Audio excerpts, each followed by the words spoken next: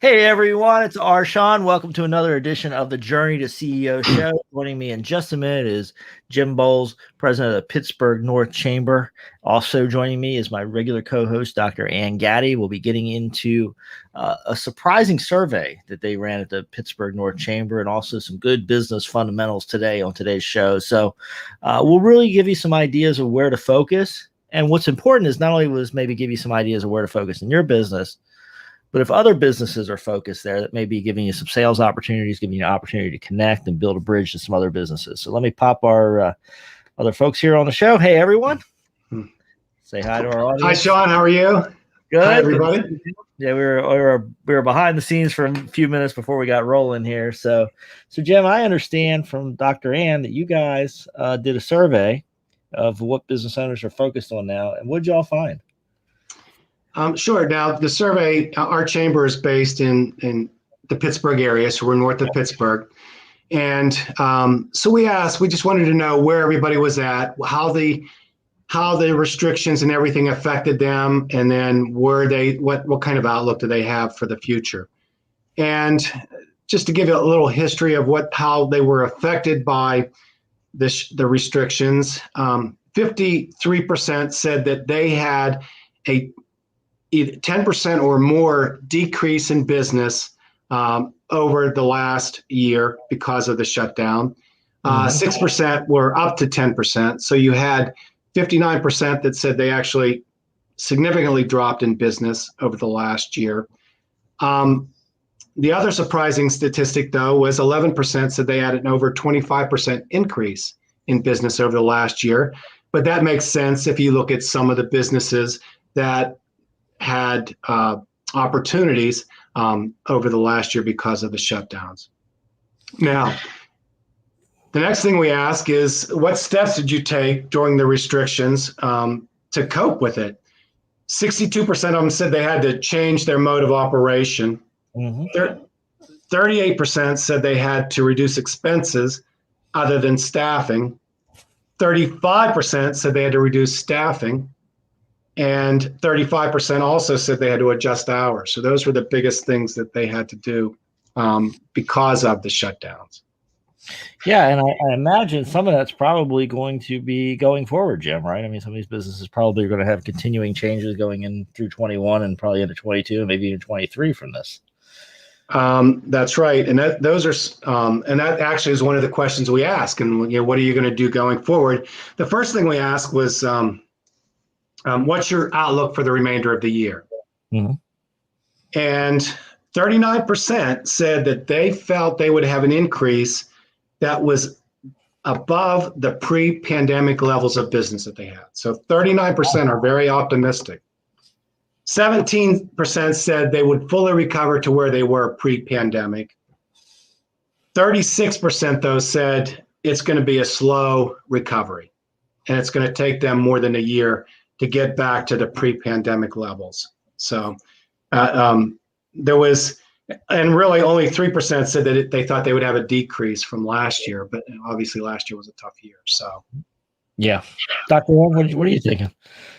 Well, what did you find was the major, with all these statistics coming through, what's the major change that they're going to make? What's the improvement that they feel that they have, or the challenge they have?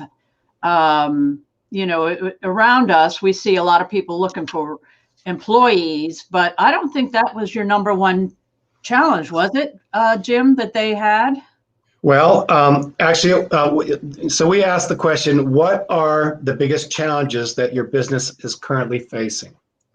And 43% said hiring employees.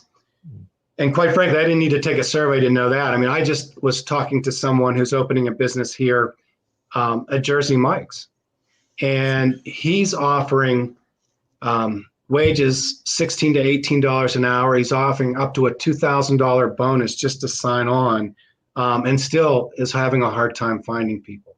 So it's a real challenge for him. Hiring employees is the number one. Adjusting the business model due to the effects of COVID was the second biggest challenge that they had. So they felt that they couldn't do business the way that they were doing it. They were going to have to change their model to a new standard. 38% said demand for product, and then 35% said the increased cost of doing business. And we know how inflation is going right now. Yeah. Yeah, a lot of people are very unsettled with inflation, right? I mean, they're thinking about, just how do I plan and how do I potentially price? I mean, I've heard a lot of people, particularly in the construction sector, are having a hard time setting prices because by the time they go out to do the job, the materials may have increased in cost. Correct. Causing kind of a catch-22 with their customers. Yeah, you're absolutely correct. And one of the other interesting things here, though, is that we ask, increase in wages or benefits to employees. Was that a big challenge? Mm-hmm. Only 11%, and we expected that to be a big challenge, right? Because what did I just mention about what that fast food restaurant is offering? Only 11% said that they were concerned about that. They're more concerned about getting employees right now than they are how much it's going to cost them to get the employees. Yeah, and I guess that tells me, I mean, the reading between the lines of what you just said, I guess it's, get the person, and then the cost becomes secondary, right? So that means maybe we're going to see a fair amount of upward wage pressure. People are going to pay more to try to get people into seats and get them doing jobs. Right. I wonder if employee retention is going to start to be a problem. It was pre-pandemic. So now whether employees start hopping from one place to another just because they can get some extra money, it might be a situation. But I also think that employers are going to have to look at other benefits aside from simply how much am I paying. Flexibility is going to be a huge thing just because people have been used to the hybrid now. They're used to working out of their homes, right, and being able to have that flexibility. And I think that that's something they're not going to want to give up. So flexibility is going to be a very important aspect of any operations, job operations and such that, people, I don't know whether people are going to be going back to work at the same level they were before. I think there's going to be, we talked about this, Sean, the fact that there's going to be a lot of business real estate up for sale. Yeah. They're not going to come in at the same level. I have seen, and I'm sure you've seen this too, Jim, because we're in the Pittsburgh area, where companies now are bringing people back, but they're still, like my next door neighbor was saying, yeah, I have to go back. She's in sales, but she still can work a couple of days a week at home. They're not ready to give that up. Yeah, they like that. They got adjusted to it. I can tell you this too, and we have a conference room that we rent to anyone who needs meeting space, and that the demand for it has gone through the roof. So that tells me that a lot of these places that had offices, that had meeting rooms there, are still working from home or whatever, giving up the space because we're booking that room quite a bit now. So. Oh, that's good. Interesting. It is good. It's good for us. Yeah. Well, it points to a change, and then Dr. Ann, just to tag on what you were saying earlier, one thing I've heard is some employers, are getting employees that just quit on the spot, right? They know that there's a good job market out there. They're hearing there's a lot of openings. And if they get upset with their boss or they get upset with something they don't like at the office, they're just like, I'm out, and they'll go find the next job tomorrow or whatever. They're just, they have that level of confidence in the market. It changes. Go ahead, yeah, Jack. I was just going to say, I talked to a business owner just yesterday, actually, who said that very thing. And to just hop on what you said about job hopping, and it's true. That's what's happening. I mean, they're leaving, they're finding better offers, and just moving on and going to a different place. And it's a real concern. They can negotiate now. They can say, well, I have another offer at this amount. Are you going to match that? This kind of thing is going to start happening. But it leads me to another question, which is the role of the chamber. We've often talked about the importance of networking, especially if you are in a small size business. Now I think that the chamber offers a very important benefit for people for two types, the employers and also the employees. And I mean, not the employees, but those looking for work, they're just going to be wanting to come to some of these after hours or some of our networking events and such. And I think that, it's it provides a very important marketing tool for businesses. Yeah, well, that was one of the questions we also asked in the survey is, rank the following ways that the chamber could help. The highest ranked was free and cost-effective marketing and advertising opportunities. Second was marketing and social media, educational events and programming. Third was promotional events for your business. And fourth was networking events. Those were the top four things that they asked for help with. So. Well, and they always ask for marketing help. You know that, Jim. Right, right. They think that, oh, I joined the chamber, I'll get all this free marketing. And we know they have to put out some work. They've got to go and be seen at these events so that people know them. But one thing, Sean, that is one of the, I think, strengths of the chamber is it has a very strong social network, social media presence. And that allows people, like you say, free advertising in a sense. I mean, they can just jump on the social media sites and also the website and post. So it allows them, to get some really good exposure. Absolutely right. I mean, that's one of the biggest things that we can offer. In a small business, their big challenge, they don't have the resources that their competition does a lot of times. You do business with people you know, like, and trust. So we give people the opportunity to get out, make a name for themselves, get to know people, and also then get to do business, or really find out what the market is saying and make a name for yourself out in the market. So it's very cost-effective marketing for most businesses. Yeah, and I think we're going into an era where, we're kind of back to basics, right? And, Dr. Ann and I wrote a book on redirecting your business and how do you, go in a new direction. Probably a lot of people need the resources and the friendship and the camaraderie of the other business owners at a chamber of commerce to kind of be a good idea how to reset the plan, right? Because I've got to imagine from the survey you've done and what I'm hearing, a lot of people are resetting their plan and trying to figure out how to reallocate resources in their business, come up with new marketing, deal with employees in new ways. Right. I agree. And then just to tag on again with what Ann had said, we have member benefits orientations, and what I tell everybody that goes through them, you can't get in shape by just joining a fitness club. You've got to go work out. The chamber's the same way. In our chamber, we offer a lot of different ways that you can market your business in person, on our website, through social media. But you've got to be active. You've got to be active in order to get the name out there for your business.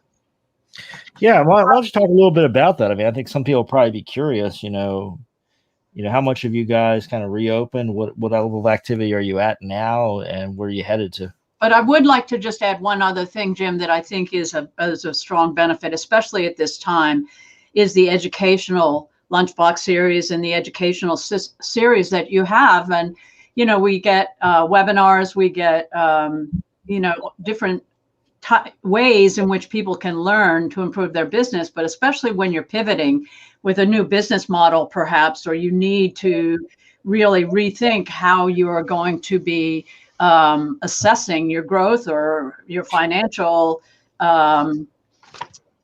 health. It's really important that we have these kind of opportunities available for small businesses. And, you come from a small business. Well, you come from a corporate world and then a small business, but then the chamber. So you've really seen a lot of different sides to this. But I think that that's one thing the chamber does well is its educational programming. Thank you, Ann. We, the number 2 point that they said that they were going to have to, there was a big challenge that we're going to have to address was changing their business model. And so we do a lot of educational programs, like you did say, the lunchbox session where we have a member give an hour presentation on something that's going to affect businesses and how they can cope with it. We actually have a social media conference that's coming up in August. That is we've been doing that for the past 6 years, and it's been well received. I think this year attendance is even going to be bigger because everybody has these challenges, and everybody wants to get out ahead of it and be able to address how they can get their business on social media, how they can use that platform in the best way, and how they can also monitor and gauge the results. And then back to your question on how we're opening up. We were in Pennsylvania. We were pretty much shut down up until March. We couldn't do a lot of activities in person. There was a lot of limitations on inside events. That has now just started to open up. And then I think by the end of this month, I think we're going to be pretty close to fully open. So we really have a very full event schedule planned for the remaining part of this year. We've been able to do golf outings. It's an outside event. That's one thing that that we have been able to do. But as I mentioned, the social media conference, some of our, just fundraising events like Night of the Races, which we've typically done in the spring. We've pushed that to the fall now. We're going to be able to do that. We have an event that's very, very popular called Taste of Cranberry, where we bring restaurants in and the public can buy tickets and sample from up to 20 restaurants. The food there, it's been a great event for us. Obviously, we couldn't do it last year. It's back on the schedule for this year with a little caveat. We're going to try to fundraise for the restaurants who participate too. So we're going to try to give back to them. So it won't just be marketing for them, but it'll be a give back to them. The Farmers Market is an event that we got involved with last year, the Cranberry Farmers Market. And we were looking last year for an avenue to help local businesses because, again, people couldn't really shop indoors unless it was a grocery store or something like that. Cranberry had a farmer's market. They were looking to put some life into it. We started talking, so then we got involved last year. Last year, we had up to 40 vendors. Our average attendance was 350 at that for the entire summer. We kicked off the same event this year, the Farmers Market, and 2 weeks ago, it was the first of the season. We had 1,349 people that attended that. So we're pretty excited about that. We have 60 vendors that are participating this year. So I think people are eager to get out and eager to do things again. So we're excited to see that. Yeah, I think one other thing though, before you jump in, Sean, when you're talking Cranberry, Jim, they're located in the Wexford Cranberry Township area is where this chamber is. But one of the things that I think was so fascinating going through this COVID experience, which really lasted a year, Jim, that it affected Western Pennsylvania, affected Pennsylvania as far as business is concerned, full year. Kudos to Jim. He never had to lay off anybody because we were, when Sean, we talk about pivoting, he pivoted the function of the staff. And so each one was able to reach out and do things. That's how social media got stronger than it already was. And working with other, they weren't just networking with businesses, but networking with other chambers, other organizations in the area, so that we could just find ways to assist the very dire situation that a lot of these businesses were in. So, that was something where, and we would recommend that to any organization, any business, that as you're looking at a new model, that and saying I have to pivot to a different business model, I would say go ahead and play out the scenarios. Look at what happens if it's really good. What happens what would we do if things are sort of mediocre? What happens if we're really having to struggle? So look at those three scenarios, because Jim was looking at that with a little task force of us that were just strictly looking at the economics, and we were looking at it twice a week for a while, but Yeah. allowed us to know, to consider all the different scenarios so that it wouldn't hit us blindsided. Oh my gosh, this is going on. We didn't plan for that. It was like we planned for each of the scenarios, Sean. So I think that would be advice I would give businesses that are looking to pivot and maybe do things that, navigate through uncharted waters, is that you take each scenario and really flesh it out. Yeah, run through it. And I think, maybe Jim, you can build on this here. I mean, with the chamber and the connections you can make, maybe talk about how you can work with another business owner to kind of do some of that behind the scenes. Sure. To get there. Well, I'll first talk about what we did. So we basically put together a bad, better, best is what I called it scenario, and then monitored that, and the numbers were right there. So, and what I would do is then look at where we came in at the numbers. Where did it hit? Was it with the bad forecast, the better forecast, or the best? It was never the best. It was never really bad either. It was always in between bad and better somewhere. But that allowed us to know, okay, well, here's where we're at. Here's what we can do, and this is where we'll be in doing that. So it was so the forecast, the work was done ahead of time, and you just had to then find out where you actually were performing each single week. And we were fortunate enough that we had the resources to work through it. As a chamber, we felt our obligation was to the businesses. If any time they ever needed us as a Chamber of Commerce, this was the time, right, to help them through this period.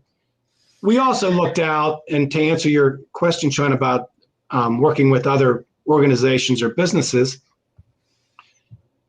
back a year ago, I was overwhelmed with the amount of information that was coming through from all these different organizations and that. And it was overwhelming to the point that you didn't know, you stopped absorbing things because it was just, repetitive and that. So we reached out with other local Chamber of Commerce, Beaver County, Butler County Tourism, economic development people in Butler County, the community development people there too, Cranberry Township, and really came together as a group. And from that, by pooling our resources, we were able to do so much for the local businesses. We had, restaurants didn't know what to do, so we did a webinar to show restaurants how to convert to takeout businesses. Retail, we did a lot of Facebook Live webinars on retail businesses and actually had some shopping events online.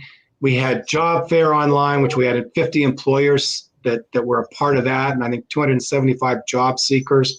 So really, in just working with them and being able to pool our resources really helped us help the businesses in a better way. So, yeah, and you hit on something there I want to double down on. I'll give you the next question, Dr. Ann, after this one. But you talked about, who your customer was as a chamber. And I think that's something maybe some people get lost in the confusion. Your business isn't working the way it is. You're trying to pay your employees. You're trying to get the revenues. You're trying to find the next big market. And I think what a lot of people lose track of is who are we serving, and I think that you have it ingrained in you. And I think it's something we just always need to remind ourselves, like, who is our customer? Who are we trying to help? And that'll help us tune in on the right strategies. Absolutely. I mean, our customer, and we support all businesses and we have members in all sizes of businesses, but really it's the small business that really needs our help the most, because again, they don't have the resources that a big corporation does. And so if we're able to find them ways to cope with a lot of their problems, either by referring them to someone that can help them or we ourselves can help them. And that's what we try to do. So that's awesome. Dr. Ann?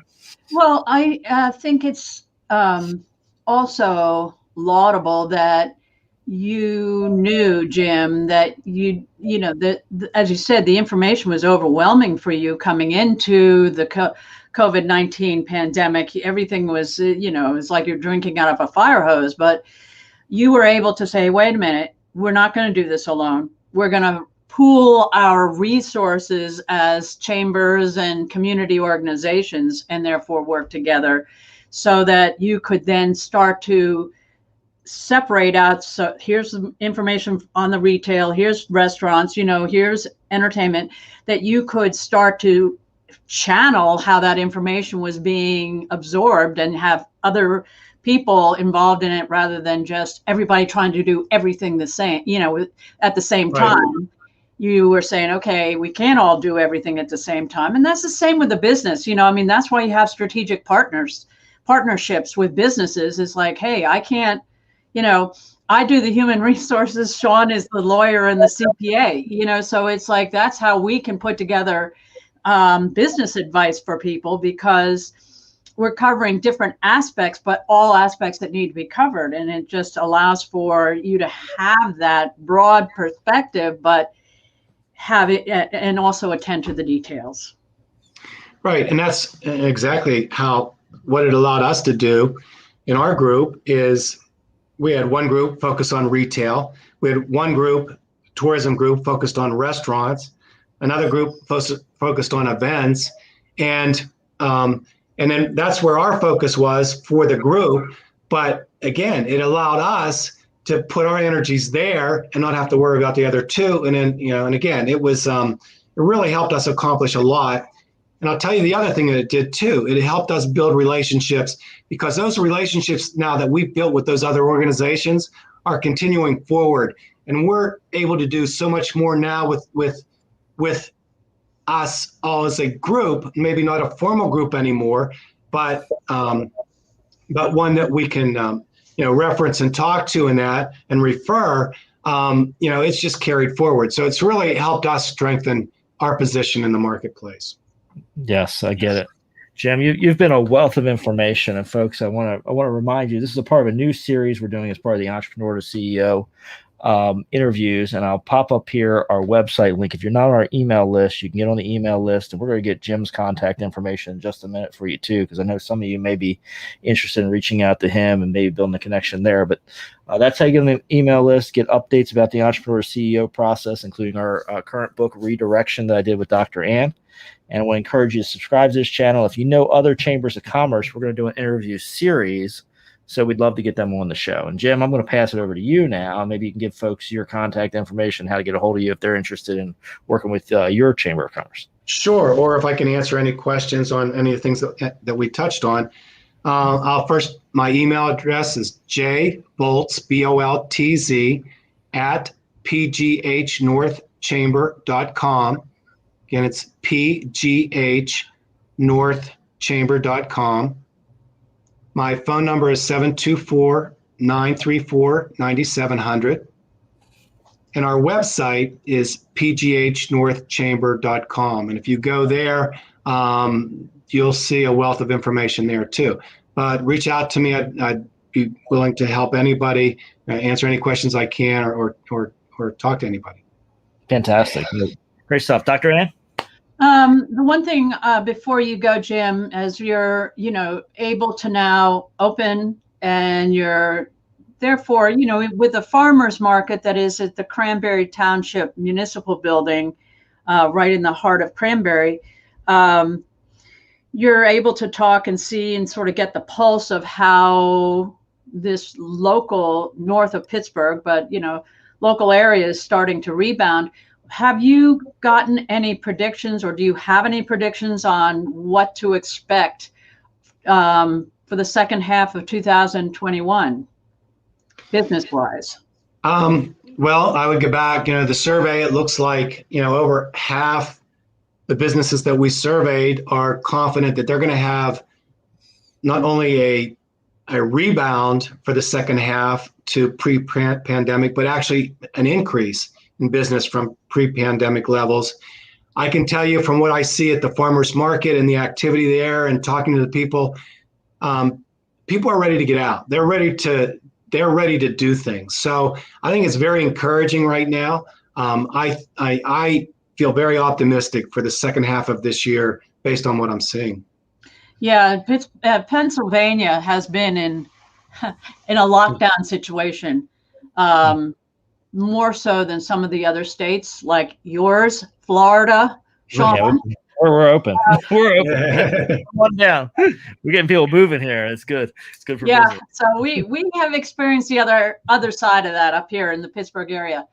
But I do think that 2021 it does look more promising. The only challenge I have seen, and maybe Jim, and I bet this is anywhere. I bet you see it too, Sean, down in Florida. The only still challenge that's sort of lingering behind is that because manufacturing was shut down, a lot of these businesses that rely on parts, and we talk about that, Sean, when we talk about your supply chain, yes.